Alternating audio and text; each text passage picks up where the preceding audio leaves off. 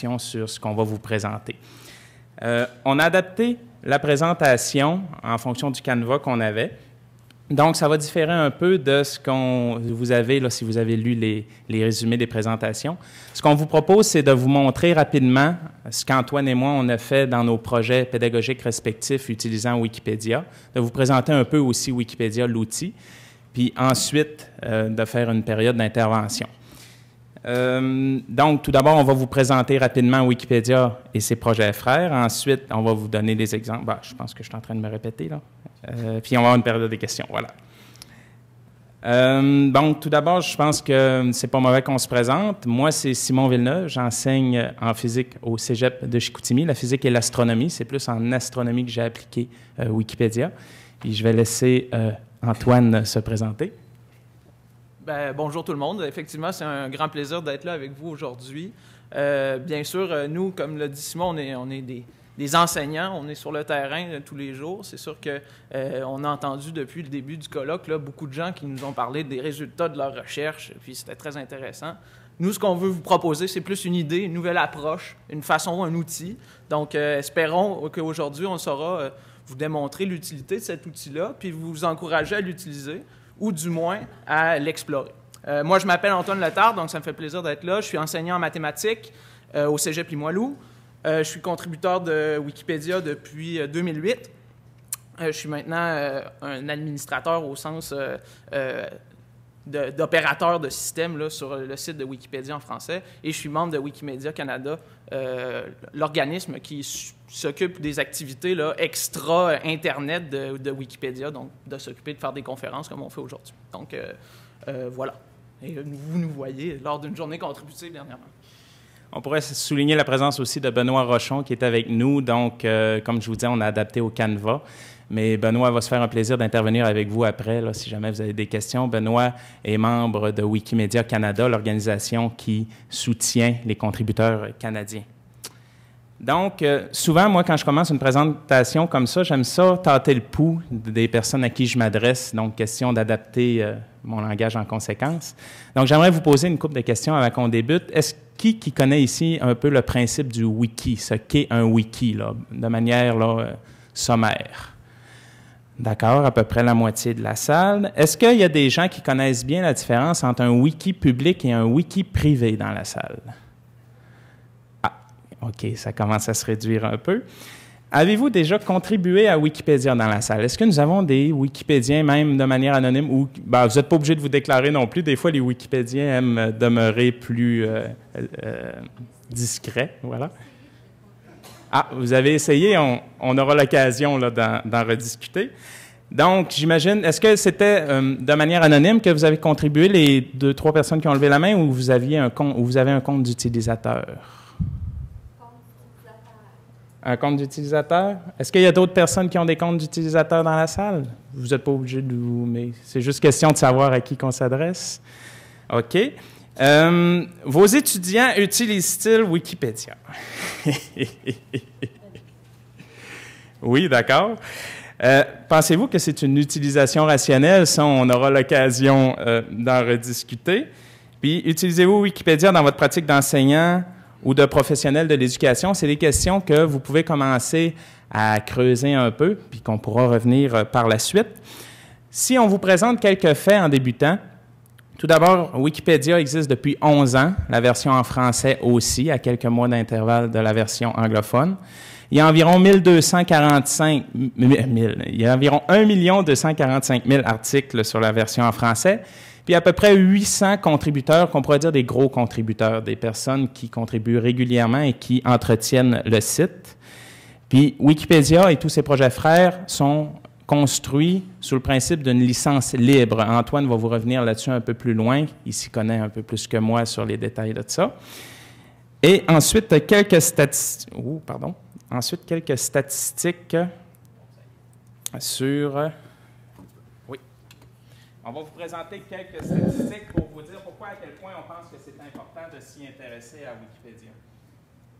On remarque qu'il y a une augmentation de la fréquentation depuis 2001, qui est passée de l'ordre de quelques millions de fréquentations à quelques centaines de millions.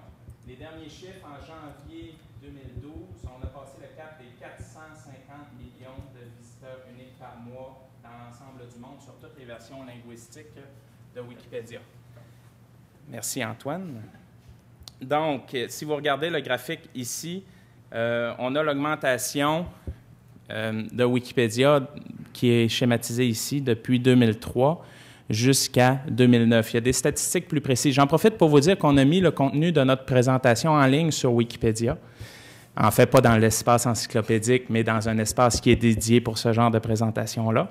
Alors, si vous tapez dans Google colloque TIC Wikipédia, très probablement que ça va être dans les premiers liens que vous allez avoir. Si jamais vous voulez y aller après la conférence, il y a beaucoup de choses, de matériel qui est là-dessus qu'on n'aura pas le temps de regarder ensemble. Donc, c'est accessible en ligne. Bon, Wikipédia, comme je vous le dis, c'est très, très fréquenté, surtout depuis les dernières années. Bon, c'est très utilisé par vos étudiants, comme vous l'avez dit tout à l'heure, de toutes les manières possibles. Moi, j'ai retracé, si vous regardez ici, un groupe Facebook qui dit « Thank you Wikipedia for doing all my homework », qui possède 35 612 adeptes. Ça augmente d'à peu près 10 par 2 jours, 5 par jour. Donc, c'est assez présent. Wikipédia, au niveau de l'application pédagogique, c'est des projets assez disparates. C'est des initiatives personnelles faites par quelques enseignants dans le monde. La Wikipédia en anglais, bien, elle est plus développée que celle en français. La communauté anglophone est beaucoup plus étendue et grande. Donc, les projets pédagogiques sur Wikipédia en anglais sont plus avancés que dans les autres langues. Puis, depuis à peu près l'année scolaire 2010-2011, il y a des approches systématiques qui sont faites. Le Global Education Program aux États-Unis. Puis aujourd'hui, à l'année scolaire 2011-2012, on a 36 universités, 4 colleges qui appliquent Wikipédia dans 56 cours différents. Ça s'applique ailleurs dans le monde aussi. Au Canada, on a 7 universités qui l'appliquent dans 13 cours. Au Brésil, bon, 4 universités dans 6 cours. Vous pouvez voir les autres pays où c'est appliqué aussi, Macédonie, Brésil, en Inde aussi, qu'on applique Wikipédia en classe. Donc, tranquillement, pas vite, on est en train de développer des projets là-dessus, mais comme on vous expliquait un peu tout à l'heure, c'est en émergence. Donc, c'est encore c'est encore à la base. Si j'aborde qu'est-ce que j'ai fait, moi, comme projet pédagogique, j'ai utilisé Wikipédia avec mes étudiants en classe d'astronomie depuis 2008. Cette utilisation-là, je vous ai écrit le chiffre ici. Je vais peut-être vous agrandir un petit peu le texte, ça devrait aider. Est-ce que vous voyez... N'hésitez pas, hein, si vous m'entendez mal ou si vous voyez... Ça va, comme ça, c'est ce que vous voyez relativement bien, oui. Donc, les étudiants, j'ai 118 étudiants qui ont travaillé, qui ont fait des travaux sur Wikipédia d'après l'approche que j'ai faite. La première approche, je demandais 2 travaux, en fait, à mes étudiants. Un premier travail, c'était de faire une vingtaine de contributions sur l'encyclopédie, dont un minimum de 5 en astronomie. Puis le deuxième travail que je leur demandais, c'était de faire un développement ou de développer un article de manière significative en équipe de 4. Quelques observations que j'ai faites de cette utilisation-là. Tout d'abord, c'est assez spécial de voir à quel point on peut voir les centres d'intérêt des étudiants en fonction de leur contribution. Vous avez des outils sur Wikipédia divers qu'on pourra discuter ensemble, mais entre autres, dans ces outils-là, toutes les contributions que vous faites sont accessibles. Donc, on peut suivre toutes les contributions que font nos étudiants. Et moi, j'avais des étudiants qui contribuaient sur le hockey, j'avais des étudiants qui contribuaient sur des recettes de cuisine, j'avais des étudiants qui contribuaient sur des articles de planche à roulettes, skateboard, là. Donc, ça m'a permis de voir un peu les centres d'intérêt d'étudiants, puis j'ai trouvé ça intéressant pour ça. Donc, souvent, les étudiants, je ne sais pas pour vous, les personnes qui enseignent ici, mais tu arrives en salle de classe, puis bon, ils ne vont pas toujours te parler ou ils ne vont pas toujours se sentir à l'aise d'échanger avec toi ou en grand groupe en salle de classe. Mais quand tu les vois contribuer, forcément, s'ils ont un travail où ils doivent faire 5 contributions en astronomie, mais une quinzaine ou ce qu'ils veulent, bien là, tu vois un peu leur centre d'intérêt. Une autre chose que j'ai vue, c'est ce qu'on appelle l'effet Piranha sur Wikipédia. C'est-à-dire qu'il y a beaucoup de contributeurs qui sont en ligne, puis si vous faites un travail, puis que vous publiez un bout d'article qui est un peu mal écrit ou que vous trouvez que vous n'avez pas assez d'informations pour pousser plus loin, il ne faut pas hésiter à le faire quand même parce qu'il y a beaucoup d'autres contributeurs qui peuvent s'approprier cet article-là puis le développer beaucoup. Moi, j'ai un exemple d'un article comme ça, ARP 147, qui est un objet astronomique. Je pense que je peux prendre le temps rapidement de vous montrer qu'est-ce que ça donnait qu'est-ce que ça donnait au début. Ce que mon étudiant, là, ça c'était dans les premiers temps, là, mon étudiant avait vraiment écrit 2 lignes. Donc, vous voyez, ARP 147 est une paire galactique composée de 2 objets. L'une ressemble à une bague bleue et l'autre à un cercle rosé avec un point au milieu. C'est limité. Mais j'ai été assez impressionné parce qu'en dedans de 2 jours, j'ai d'autres Wikipédiens qui ont embarqué sur l'article, qui ont ajouté des images, qui ont ajouté des liens qu'on appelle des wikiliens, les liens bleus, qui ont ajouté des statistiques et des sources aussi. Ce qui est important, et on va le voir un peu plus loin sur Wikipédia, c'est que lorsque l'on écrit quelque chose, de le sourcer. Donc, si on veut que cet outil-là soit intéressant, il faut aller dire qui a dit quoi. Parce que sinon, ben, n'importe qui peut écrire n'importe quoi, voilà. Donc, ça, c'est un autre exemple, une autre observation que j'ai faite, l'observation de l'effet Piranha. Ensuite, retour d'étudiants des années plus tard. En préparation de la conférence, j'ai regardé, puis j'ai vu qu'il y avait 7 étudiants qui étaient retournés contribuer à Wikipédia après le cours, avec leur compte d'utilisateur. Donc, peut-être qu'il y en a qui ont refait un autre compte d'utilisateur, peut-être qu'il y en a qui ont fait des contributions anonymes, mais en tout cas, ce que je sais, c'est que sur 118, il y en a 7 qui sont retournés. Puis l'étudiant de ARP 147 est retourné 3 ans plus tard faire une contribution. Puis cette fois-là, c'était pas quelque chose de brouillon, là. Il avait très bien fait son travail. Donc, ça, c'est une autre chose que j'ai trouvé particulier. J'ai fait aussi, j'ai pris l'initiative de demander de la rétroaction à mes étudiants. Donc, c'est rien de scientifique, là. J'ai pris des questions un peu comme je le sentais pour savoir qu'est-ce qu'ils en pensaient. Donc, j'utilisais l'encyclopédie Wikipédia avant le cours d'astronomie. Je suis quelqu'un d'habile en informatique. Je connaissais le fonctionnement de l'encyclopédie avant. Maintenant, je considère que je le connais, etc., etc. Puis, j'ai séparé les statistiques en fonction de garçons-filles et en fonction d'étudiants au préuniversitaire et étudiants en technique. Pourquoi j'ai fait ces divisions-là? On sait depuis un bout de temps sur Wikipédia que c'est très, très difficile d'avoir des contributrices. Donc, puis ça, c'est assez connu, là. On essaie d'y travailler et on regarde là, comment on peut travailler l'outil pour pouvoir augmenter le nombre de contributrices parce que nous, on ne veut pas se couper de la moitié de l'humanité comme ça, là. C'est certain que ça nous intéresse d'avoir le plus de points de vue possible ou le plus de personnes qui puissent s'exprimer possible. Puis ça, c'est une chose que j'ai constatée chez mes étudiants aussi. Encore une fois, je vous rappelle que tout ce qu'on vous présente là, c'est disponible en ligne. Donc, s'il y en a qui sont intéressés à voir un petit peu plus quels sont les résultats de ça, bien, vous pouvez aller le rechercher. Je vais laisser la parole à Antoine pour le reste de la présentation. Bon, dans mon cas, j'ai aussi fait un projet pédagogique dans ma classe. C'était dans le cours d'intégration en sciences de la nature.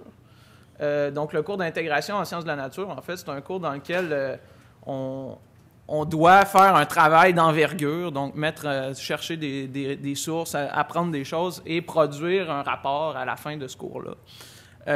Et je veux vous montrer par ce projet-là quelque chose d'important, je crois.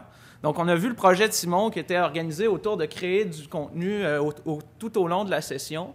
Mais il faut voir que Wikipédia, c'est un outil qui peut être utilisé à grande comme à petite échelle. Donc, dans le cas de mon projet, mes étudiants ont travaillé toute la session à chercher des sources. Puis ils me disaient, mais à quoi ça sert de trouver des sources? Pourquoi on fait ce travail-là? Qu'est-ce que ça va donner? On va vous le remettre, puis après ça, ben, il ne servira plus à rien. Je leur ai dit, voilà une bonne façon d'utiliser les choses que vous avez apprises et de les rendre disponibles pour l'ensemble du monde. Donc, ce qu'on leur a demandé de faire, en fait, c'est de faire une contribution à Wikipédia, donc ajouter une ligne de texte dans un article pertinent sur le sujet qu'ils avaient choisi et d'ajouter une source correcte avec ce bout de texte-là. Donc, c'est l'objet ça m'a pris 1 heure en classe, leur expliquer comment faire. Je leur ai donné 1 semaine pour le faire à l'extérieur de la classe. Et donc, ils ont eu, en peut-être 2 ou 3 heures, l'expérience de Wikipédia, mais pas dans un projet très, très grand. Donc, je l'ai utilisé seulement pour les inviter à, se questionner sur à quoi ça sert des sources, puis de 2, pour les mettre en pratique en fonction des recherches qu'ils avaient faites. Donc, je trouve que c'est quelque chose de très important pour nos étudiants. Donc, c'est pas juste de faire des travaux qu'ils nous remettent puis qu'on jette aux poubelles après. avec Wikipédia, ils publient sur un site public qui peut donc être réutilisé par d'autres et vu par d'autres. Et ils ont une rétroaction aussi rapide sur ce qu'ils ont fait. Donc, une des choses que j'ai remarqué dans mon projet, que j'ai trouvé très intéressant, c'est des étudiants qui ont fait une contribution. Ils sont revenus me voir, ils ont dit « J'ai fait ma contribution, est-ce que c'est correct? » Je suis allé la voir, j'ai fait quelques commentaires, donc tu devrais formuler ça de telle façon, ta source est mal formulée, ou ainsi de suite. Et le temps que je leur dis ça, ils sont retournés sur Wikipédia et d'autres Wikipédiens étaient passés derrière eux pour faire les mêmes changements que ce que je leur avais proposé. Donc, pour moi, c'est intéressant parce que nos étudiants sont face à un enseignant, une seule personne qui semble leur dire quoi faire toujours. Et là, ils ont une rétroaction objective d'une personne qu'ils ne connaissent pas. Donc, ils sont face à quelque chose qui est plus objectif que seulement leur enseignant. Et puis, j'étais d'autant plus content de remarquer que les personnes avaient fait exactement les mêmes changements que j'avais proposés. Donc, voici nos projets. Donc, ce qu'on veut vous dire finalement aujourd'hui, c'est que ce n'est pas obligé d'utiliser Wikipédia comme quelque chose de très complexe, écrire un article qui va être lu par 1 million de personnes. Ça peut être des interventions très ponctuelles, utilisées dans le fond pour générer des questionnements chez vos étudiants. Donc, par exemple, je donne un cours en statistique dans un cours de cartographie, puis j'avais besoin d'une carte pour illustrer le puits de Old Harry entre Terre-Neuve et Québec. Donc, j'ai demandé à un de mes étudiants, vous faites ça dans vos classes, est-ce que tu serais capable de me faire une carte? Puis effectivement, il lui a dit, c'est plaisant, dans notre classe, on fait des cartes, on les jette aux poubelles après. Maintenant, elle est publiée sur Internet, elle est utilisée. Donc, l'étudiant est valorisé dans le travail qu'il fait, puisqu'il sait que ça va être réutilisé. Ça, je trouve ça très intéressant. Et donc, les niveaux d'utilisation, comme je vous dis, je vous encourage à utiliser les projets pédagogiques. Par exemple, dans une utilisation superficielle, ça peut être juste d'apprendre à utiliser Internet. Qu'est-ce que c'est Internet? Qu'est-ce qu'on doit se poser comme question quand on voit de l'information? Quelles sont les sources qui sont présentées? Est-ce qu'elles sont fiables? Donc, ça, c'est pas obligé de modifier Wikipédia ou de faire des corrections ou d'écrire des articles très complexes, mais c'est une façon d'aborder l'information qui nous est présentée sur Internet, et Dieu sait qu'il y en a de l'information aujourd'hui. Donc, nos étudiants ont tendance, on l'a vu dans le cours du colloque, il y a quelques présentateurs qui nous ont parlé de ça, à voir 1, 2 sites, prendre une information qui correspond à ce qu'ils ont besoin, sans se poser de questions. Donc, une utilisation comme ça, un petit peu plus superficielle, leur permettra de développer leur sens critique par rapport aux informations qu'ils prennent sur Internet. Mais bien sûr, on peut aller plus en profondeur. Donc, on peut leur demander de faire des modifications à Wikipédia. Donc, Simon a proposé un projet qui ressemble à ça, j'ai proposé un projet qui ressemble à ça. Mais donc, pour l'enseignant, bien sûr, il faut s'adapter à notre niveau de capacité. Si vous êtes un enseignant qui n'avait jamais participé à Wikipédia, qui n'avait jamais contribué, bien, c'est sûr que ça va être une grosse commande pour vos étudiants d'aller écrire un article de très bonne qualité sur Wikipédia. Donc, soyez conscients de ce que vous êtes capable de faire et essayez d'aller chercher le maximum de cet outil-là. Donc, c'est ce que je veux vous proposer. Donc, ça peut être superficiel, comme ça peut être très complexe, organiser toute la session autour de l'écriture d'un article, par exemple. On pourrait se mettre en groupe pour le faire. Donc, qu'est-ce qu'on peut faire? Je vous propose quelques idées de projets qu'on pourrait penser faire, qui peuvent être très longs ou très courts. Donc, par exemple, la cartographie, comme je vous ai montré. C'est très utile. Sur Wikipédia, on a beaucoup d'articles géographiques. Donc, on a besoin d'illustrer ces articles-là avec des cartes. De la photographie, donc on utilise beaucoup de photographies sur Wikipédia. Moi-même, je suis photographe, je fais beaucoup de photographies. Donc, on a besoin de choses pour illustrer Wikipédia. Donc, si vous avez des étudiants qui font du travail photographique, bien, pourquoi pas le partager avec les autres? Le faire utiliser ce travail-là de façon productive. Donc, la rédaction d'articles, faire de la traduction. Donc, il y a des versions de Wikipédia dans toutes les langues. Donc, pourquoi ne pas encourager vos étudiants à faire de la traduction d'un article d'une langue que vous êtes en train d'étudier, par exemple l'anglais, l'italien, bon, peu importe, vers le français ou inversement. Donc, il y a toute une communauté de choses qu'on peut faire sur Wikipédia et qui sont très facilement disponibles. Faire des études critiques aussi, lire un article. Donc, comme je le disais, ce n'est pas obligé de modifier. Ça peut être juste lire un article, aller vérifier est-ce que cet article-là est fiable, est-ce que cet article-là est bien rédigé. Donc, ça peut faire partie des choses qu'on peut faire. Bon. Si vous voulez faire un projet pédagogique, comme je le disais, en gros, la première démarche que vous devriez faire, c'est de voir qu'est-ce que vous êtes capable de faire sur Wikipédia, quels sont les premiers pas que vous pouvez faire et de vous familiariser avec les choses que vous allez proposer. Donc, et demander de l'aide aussi. Il y a une communauté d'utilisateurs sur Wikipédia qui sont prêts à vous aider. Donc, par exemple, Simon et moi, on est très disponibles pour aider les gens qui ont des questions. Et si vous êtes alerte, si vous écoutez ce qui vous est dit, ça va être très facile de recueillir de l'aide et vous allez voir que ça va venir très, très rapidement d'obtenir de l'aide dans ce que vous avez envie de réaliser. Et bien sûr, ça marche aussi pour les enseignants.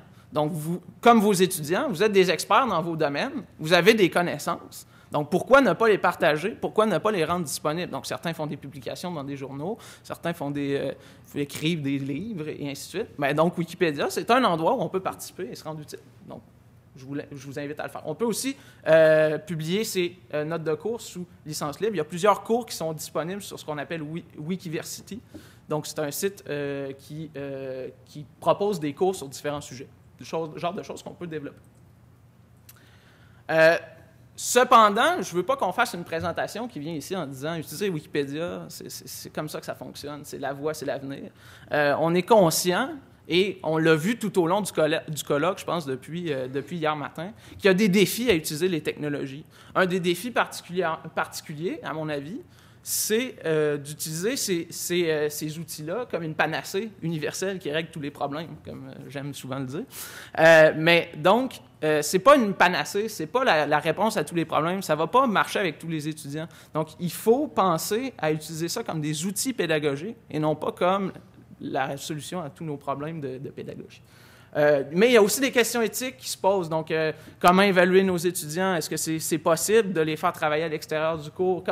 C'est des questions auxquelles on peut proposer certaines réponses. Simon pourra vous expliquer comment il a fait son évaluation. Je pourrais vous expliquer comment je l'ai fait. Mais donc, ça, c'est des défis, des questions auxquelles il faudra répondre dans le futur. Est-ce que c'est acceptable de faire contribuer des étudiants qui sont en formation à un site public? Bon, personnellement, je pense que oui. Je pense que nos étudiants vont être bientôt confrontés, surtout moi j'enseigne au cégep, vont être bientôt confrontés au monde réel, au monde du travail. Puis ils auront à faire des choses qui sont publiques. Donc pour moi, ce n'est pas un problème que de les encourager à le faire, mais certains pourraient dire que c'est problématique. Et aussi, quel est le niveau de résultat auquel on peut s'attendre? Donc j'ai des étudiants qui ont écrit des choses qui sont de niveau relativement faible. C'est normal, c'est des étudiants de cégep qui sont en train d'apprendre comment on écrit, comment on formule du texte, encyclopédique surtout. Donc ça, c'est toutes des choses dont il faut être conscient et auxquelles il faut être prêt à réagir si ça se produit. Je fais un peu de la pub, shameless pub, de mes photos aussi sur cette présentation-là. Il y a beaucoup de photos qui sont là qui viennent de... Donc, en somme, ce qu'on veut vous dire, c'est que utiliser Wikipédia dans sa classe, c'est possible, mais c'est pas obligé d'être tout au long de la session, c'est pas obligé d'organiser l'ensemble de votre pensée. Ça peut être juste utilisé comme un outil qui vous permettra d'accroître certaines compétences de vos étudiants, le sens critique, l'ouverture face aux autres. Donc, toutes des choses qui sont possibles de développer en travaillant sur un wiki public, en faisant une utilisation rationnelle de cet outil-là. Donc, ce n'est pas une recette, c'est un outil. Et aussi, dans le futur, ce qu'on aimerait faire, c'est créer une communauté de ressources pédagogiques, donc qui serait fédérée autour de ce projet-là d'utiliser Wikipédia. Donc, on a déjà commencé à le faire dans une page qui s'appelle Wikipédia Exercice. Donc, si vous voulez la chercher, vous saurez la trouver. On mettra le lien de toute façon. Mais donc, cette page-là contient, cette fois-ci, c'est un peu plus des recettes, mais c'est pour vous donner des idées de ce qu'on peut faire. Donc, il y a, par exemple, certains petits jeux, des idées qu'on peut faire. Donc, ça serait quelque chose qu'on aimerait développer dans le futur. Donc, voilà pour ce qu'on avait à vous dire de façon générale. C'est correct? J'ai bien fait ça? On est bien timé? Oui, je trouve qu'on est pas pire. Donc, maintenant, autour de Wikipédia, donc on a évoqué le fonctionnement de Wikipédia en général. Donc, si vous avez des questions sur ce fonctionnement en général, ça nous fera plaisir d'y répondre. Ou plus précisément sur les différents projets pédagogiques qu'on peut faire avec Wikipédia, donc ceux qu'on a réalisés dans notre cas ou ceux que vous avez émis. Non, mais c'est pas vraiment une question. Dans votre ordre du jour, vous avez dit que vous parleriez des différentes branches. Puis, j'ai pas l'impression que tu en avais parlé. Est-ce que je suis dans l'erreur? Effectivement, on avait décidé de se concentrer un petit peu plus sur Wikipédia parce que, nous, personnellement, on a travaillé sur ça, mais si vous avez des questions là-dessus, ça nous fait plaisir d'y répondre aussi. Je peux faire un petit survol. Je ne vais pas prendre le temps des gens, là, mais sais pas si ça s'intéresse à la majorité, mais comme même votre logo, oui, c'est ça, dans votre page, il y avait Donc, je peux effectivement prendre le temps, juste quelques minutes. Donc, Wikimédia, la fondation Wikimédia, qui est l'espèce d'organisme qui chapeaute tous les parties de Wikipédia et ses projets frères, ça chapeaute là, un groupe de sites Internet qui ont la caractéristique commune d'être sous licence libre. Ça, c'est la caractéristique commune de toutes ces choses-là.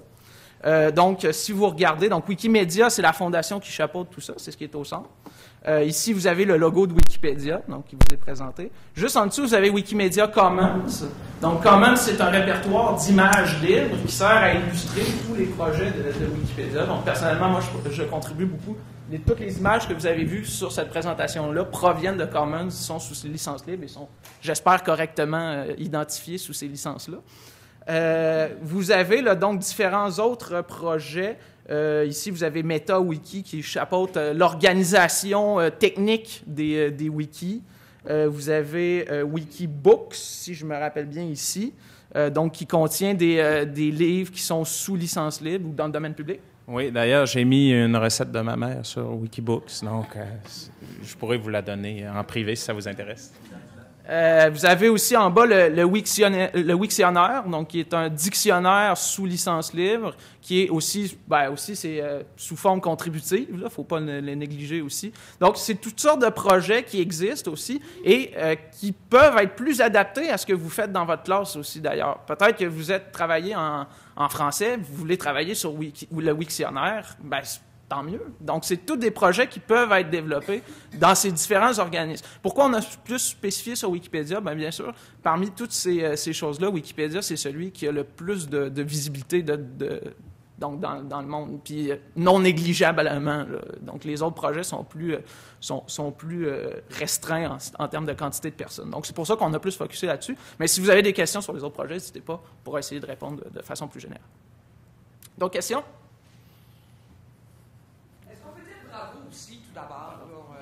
Tout ce que vous faites, c'est vraiment extraordinaire, tant d'un point de vue pédagogique, des découvertes aussi que vous permettez de faire à vos étudiants. Enfin, il y a un potentiel vraiment intéressant dans les travaux respectifs là, que vous faites réaliser par vos étudiants. Bravo.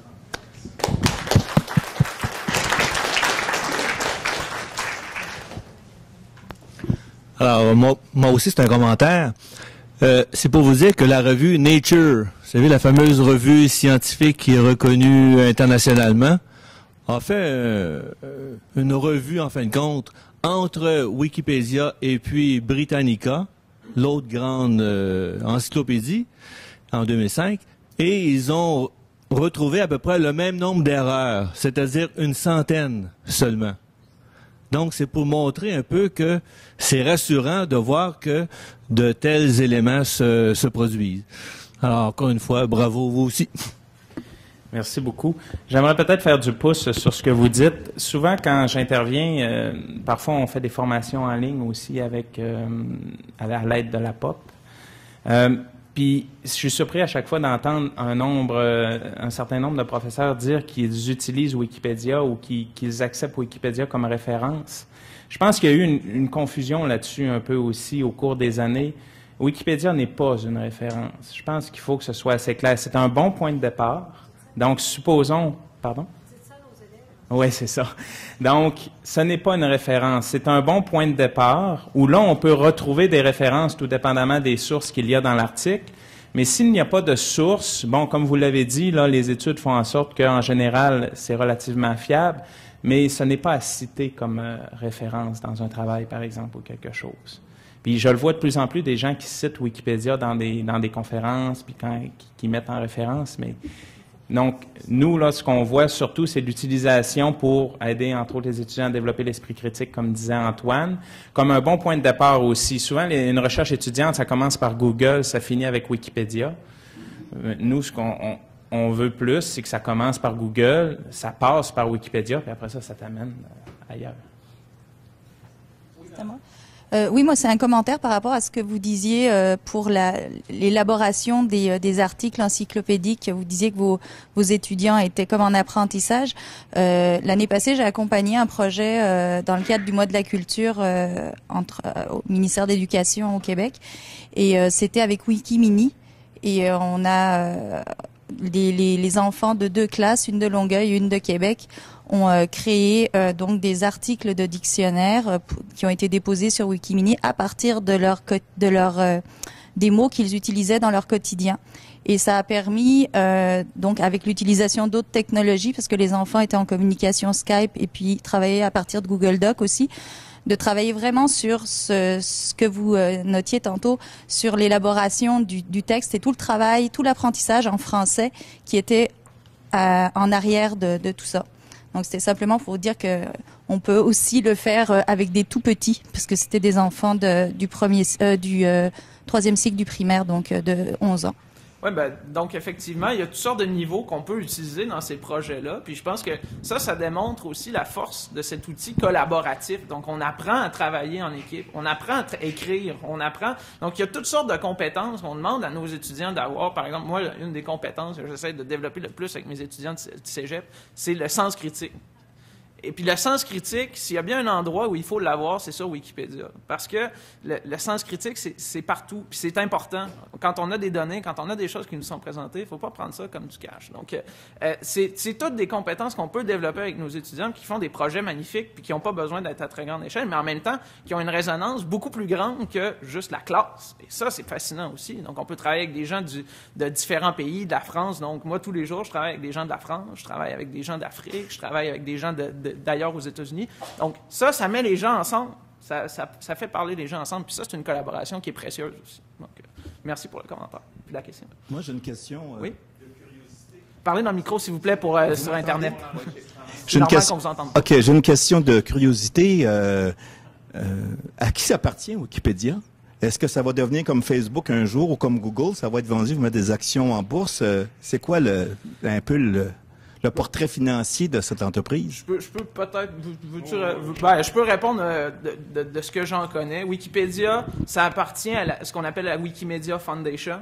Donc, la Wikimedia Foundation, c'est un organisme à but non lucratif qui chapeaute l'ensemble des projets là, dont on a parlé. Cette fondation-là est située aux États-Unis, qui a été fondée par différentes personnes, dont M. Jimmy Wales, dont vous avez peut-être déjà entendu parler. Et donc, à court terme, je vois pas de raison pour que la mission de cette fondation-là change et qu'elle passe à devenir un organisme à but lucratif puis qu'elle se lance dans la vente d'actions. Bien sûr, elle est financée par des dons. Et là, c'est là où il y a une difficulté.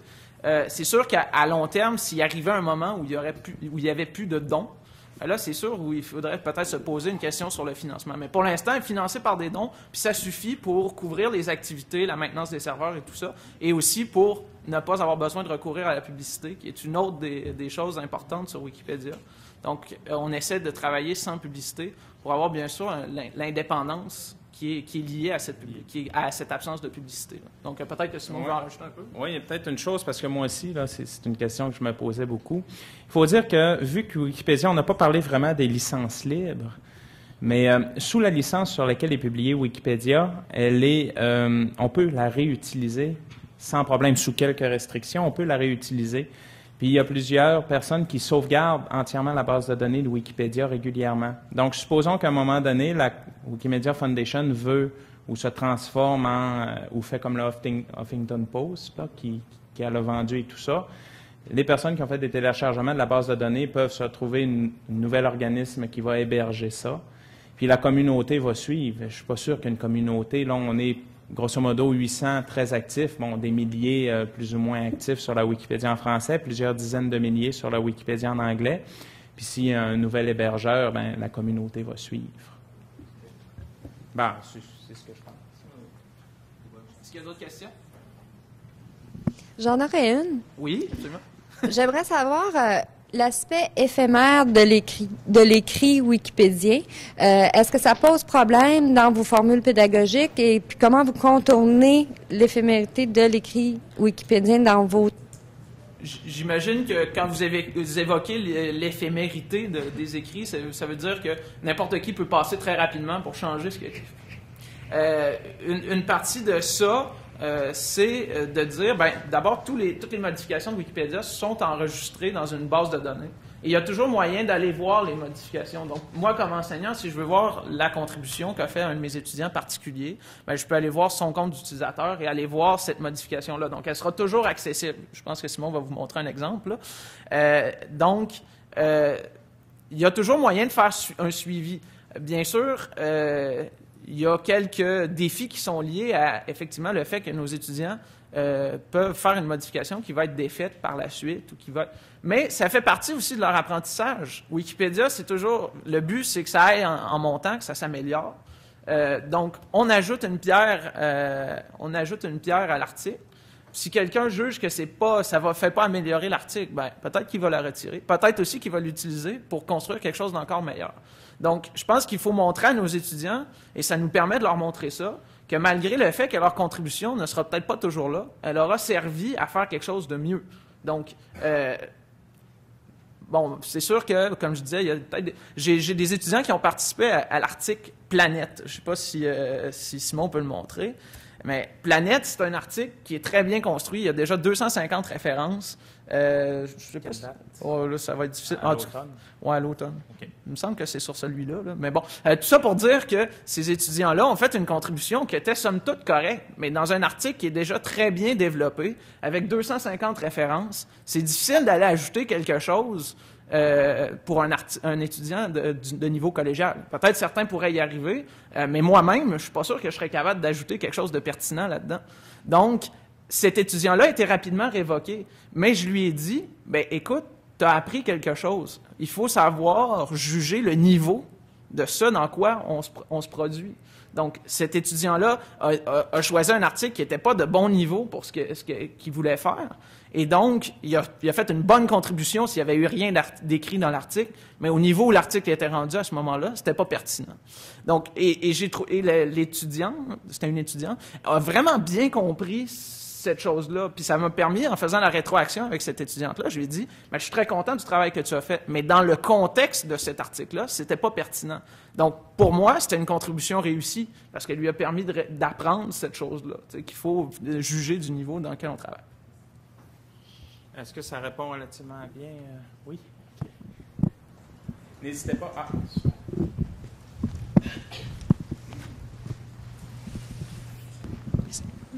Dans le fond, on n'a peut-être pas parlé, ou c'est moi qui ne le sais pas, mais tous les textes sont validés? On peut, de façon générale, si on répond à cette question-là, ils sont validés par l'ensemble des personnes qui repassent par-dessus après. Donc, ce qui fait la force de Wikipédia, vous avez un exemple de ce qui se passe, là. Donc, ce qui défile ici, là, c'est des modifications qui sont live. Donc, ça se passe, là, c'est les modifications qui sont en train d'être faites en ce moment sur Wikipédia. Donc, il y a plusieurs personnes qui suivent ces modifications-là, que ce soit live ou qui vont voir l'évolution des articles ou qui ont les articles en liste de suivi. Donc, c'est un endroit où on peut voir toutes les modifications qui ont été faites. Et donc, et même vous, si vous passez sur un article dans lequel vous voyez une erreur, votre réflexe, ça serait peut-être de dire « il y a une erreur », fin de ma consultation, mais votre réflexe, ça pourrait devenir « il y a une erreur, je vais la corriger ». Et donc, vous prenez part à l'amélioration de ce contenu-là, à s'assurer qu'il y a les articles les meilleurs possibles. Et donc, elle est faite par autorégulation. Il n'y a pas de surveillance comme telle d'un comité éditorial qui décide qu'est-ce qui y va et qu'est-ce qui y va pas. Donc, mais quand il y a des modifications, on peut discuter de la pertinence sur les pages de discussion. Il y a toutes sortes de moyens qui font que ces contributions-là sont regardées et améliorées s'il y a lieu. Donc, voilà. Je pense que ça clôt pas mal le temps qu'on a pour vous parler. Peut-être que je peux mettre juste... La présentation sera disponible là, sur Internet de toute façon, mais vous avez là, dans cette présentation-là tous les contacts là, dont vous pourriez avoir besoin. Si vous voulez nous contacter sur Wikipédia, vous avez nos pages d'utilisateurs respectifs. Donc, vous pouvez aller y écrire. On se fera un plaisir d'y répondre. Ou nos courriels en bas, Letarte@Wikimedia et Simon Villeneuve. Donc, si vous voulez nous écrire par courriel pour avoir plus d'informations, poser des questions, ça va nous faire plaisir d'y répondre et de vous aider. Si vous avez des projets pédagogiques à proposer puis vous voudriez de l'aide aussi pour les développer, bien, n'hésitez pas à nous contacter. Ça nous fera plaisir aussi de vous aider. OK? Donc, merci beaucoup à tous. Bonne fin de colloque.